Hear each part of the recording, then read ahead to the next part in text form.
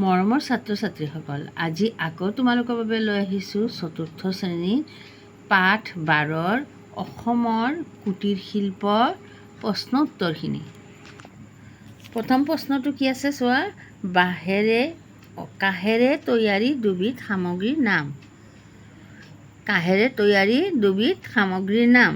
উত্তৰটো কি হ'ব? কাঁহী, বাতি আদি। খ নম্বৰটো হ'ল বাঁহেৰে তৈয়াৰী দুবিধ সামগ্ৰীৰ নাম। বাঁহেৰে তৈয়াৰী দুবিধ সামগ্ৰী কি হ'ল? ডলা, চালনী আদি। এতিয়া গ নম্বৰ প্ৰশ্নটোলৈ আহা, অসমৰ 4টা কুটীৰ শিল্পৰ নাম। উত্তৰটো হ'ব অসমৰ 4টা কুটীৰ শিল্পৰ নাম হ'ল কাঠ শিল্প, মৃৎশিল্প, মুখা শিল্প, পিতল শিল্প আদি।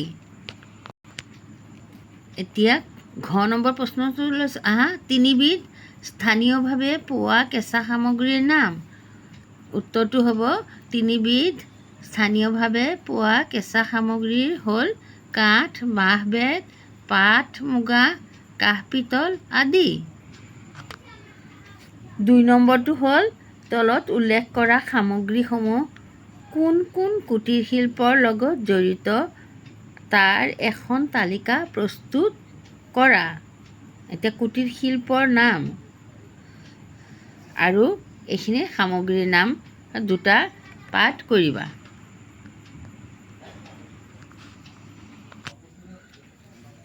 কুটীৰ শিল্পৰ নাম হ'ল মৃৎশিল্প, কাঁহৰ শিল্প।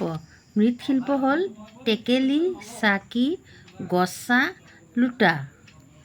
তাৰপিছত কাঁহৰ শিল্প হ'ল বটা, কাঁহী বাতি, লোটা, শৰাই, ঘটি, বানবাটি, গছা। বয়ন শিল্প হ'ল মেখেলা চাদৰ, ৰিহা, চেলেং। মুখা শিল্প হ'ল মুখা। কপাহী শিল্প হ'ল গামোচা। এতিয়া 3 নম্বৰ প্ৰশ্নটোলৈ আহা, কাৰ চিনৰ সহায়ত সোঁফালৰ অংশৰ লগত বাওঁফালৰ অংশ মিলোৱা। সোঁফালে কি আছে? সৰ্থেবাৰী, ঢকুৱাখানা, কাছাৰ, আশাৰীকান্দি, হাজো, শুৱালকুছি। তাৰপিছত খ নম্বৰটো বাওঁফালে কি আছে? মৃৎশিল্প, পিতলৰ শিল্প, কাঁহৰ শিল্প, বয়ন শিল্প, বেতৰ শিল্প। সৰ্থেবাৰী কি হ'ব? সৰ্থেবাৰী কাঁহৰ শিল্প। সৰ্থেবাৰী কাঁহৰ শিল্পৰ কাৰণে বিখ্যাত। ঢকুৱাখানা বয়ন শিল্প, কাছাৰ বেতৰ শিল্প, আশাৰীকান্দি মৃৎশিল্প, হাজো পিতলৰ শিল্প, শুৱালকুছি বয়ন শিল্প।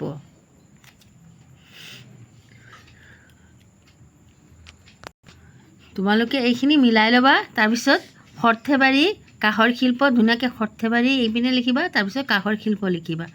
ঢকুৱাখানা তাৰপিছত বয়ন শিল্প লিখিবা। কাছাৰ বেতৰ শিল্পৰ বাবে বিখ্যাত। আশাৰীকান্দি কিহৰ বাবে বিখ্যাত? মৃৎশিল্পৰ বাবে বিখ্যাত। হাজো পিতলৰ শিল্পৰ বাবে বিখ্যাত। শুৱালকুছি বয়ন শিল্পৰ বাবে বিখ্যাত। এনেকুৱাকৈ তোমালোকে লিখি ল'বা দেই। আজিলৈ ইমানে।